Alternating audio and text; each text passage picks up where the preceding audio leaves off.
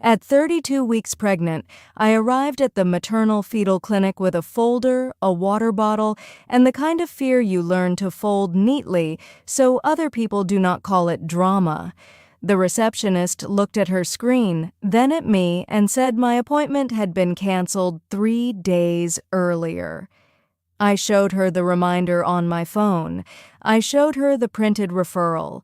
I showed her the note from my doctor saying not to miss monitoring. She did not look annoyed. She looked careful, which scared me more. Careful is how professionals sound when something is wrong. I called my husband Evan from the waiting room.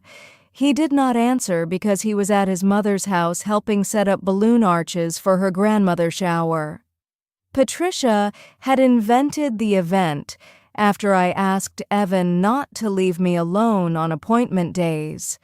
Patricia called it a grandmother shower because baby showers were too focused on mothers. She had ordered a sash that said the real queen is coming. She wanted photos, gifts, and everyone congratulating her before the baby had even arrived. I wanted one doctor to say the placenta had not moved lower. Evan finally called back from a room full of laughing relatives. I told him the appointment was gone. He sighed before he asked if I was sure. That sigh told me Patricia already had a version ready. He said maybe pregnancy brain made me cancel it by accident. A nurse advocate took me into a small office. She said the cancellation request had come by phone and matched information from my insurance portal. That meant someone knew enough to pass the identity questions. I felt my baby move. Then my anger arrived so cleanly, it almost steadied me. Only 3 people had that information: me, Evan, and Patricia. Patricia had asked for my insurance card months earlier, saying she wanted to help with nursery coupons. I had refused. Evan had taken a photo of it anyway because he said marriage was not supposed to have secrets. The clinic fit me in at the end of the day.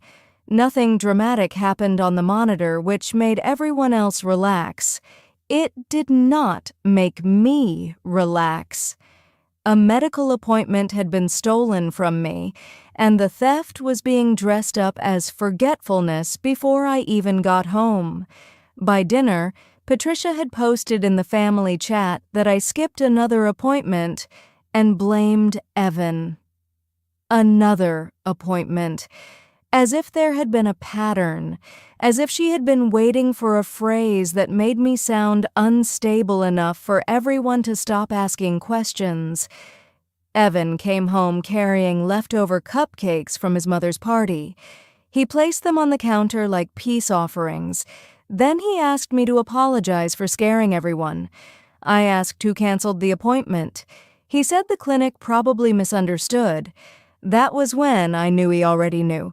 The next morning, I requested the clinic call log through the patient portal.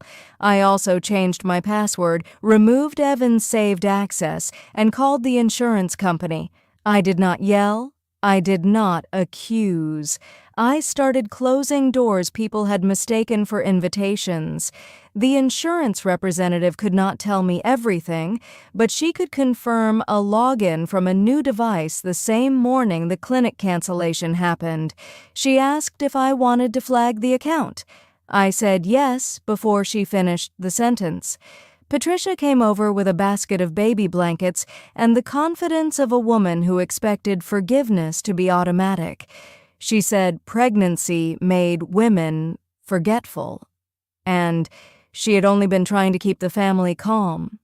I asked if she knew the clinic recorded cancellation calls. Her smile paused. Then she changed the subject to the baby's name. Evan had apparently promised her we would use his grandfather's name.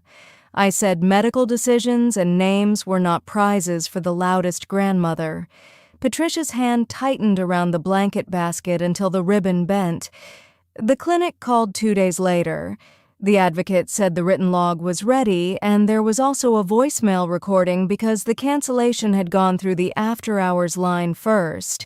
She could not email the audio, but she could play it at a patient safety meeting if I requested one. I requested the meeting and invited Evan because I wanted him to choose where he stood before everyone else watched him choose. He said involving the clinic was extreme. I said canceling prenatal care was extreme. He looked away first. Patricia's grandmother's shower was rescheduled for Sunday. She told relatives she would make a toast about unity. My sister said I did not have to attend. I said I did. Not because I wanted drama, because Patricia had used a public story to shrink me, and public stories need public endings. When I walked in, the room went soft and pitying. That was worse than anger. People touched my arm and told me pregnancy brain happened to everyone. Evan stood beside his mother near the gifts. He looked relieved when I did not make a scene immediately. Patricia tapped a glass and said babies needed calm women around them. She said family meant forgiving little mistakes. Then she looked at me and said some mothers needed extra guidance.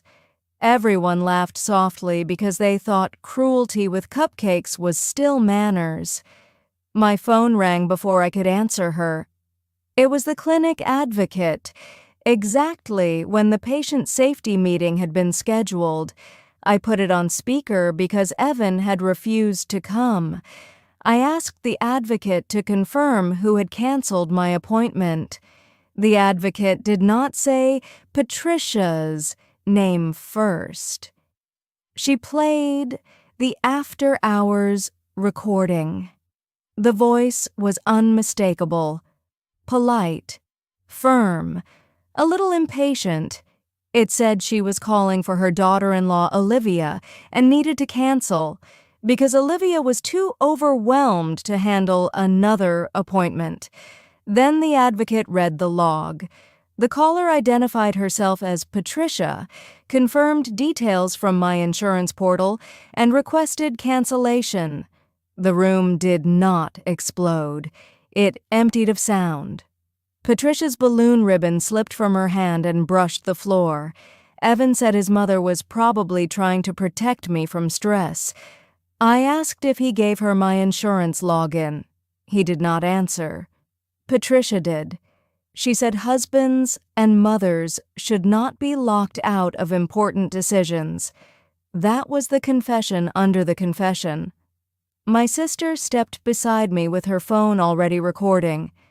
Patricia told her to stop turning family into evidence. My sister said family had done that by canceling medical care. I had never loved her more than I did in that room full of pastel balloons. On Monday, I changed every authorization. Evan was removed from the clinic portal. My sister became my medical contact. The delivery visitor password changed. I sent Evan one message. Trust is not a decoration you bring out for family photos. A lawyer sent Evan a letter about medical interference and marital separation planning. He called me cruel. I reminded him I had invited him to stand with me before the truth became public. He had stood where it was comfortable. Paper simply recorded the distance. Relatives stopped asking me to apologize after the recording. Patricia still said she had good intentions, but good intentions do not need stolen passwords. Evan still said I embarrassed his mother, but I had learned something important. Some people only call it embarrassment when control gets witnesses. At my next appointment, my sister sat beside me. The monitor room was quiet. The nurse confirmed the new privacy notes, and I felt my daughter kick under the sensor strap. For the first time in weeks, the appointment belonged to the two people whose bodies were actually in the room. Patricia wanted everyone to believe I was too fragile to manage my own pregnancy. The clinic log proved I was not fragile. I was being managed. There is a difference. And once I saw it written down, I stopped handing my life to people who called control love.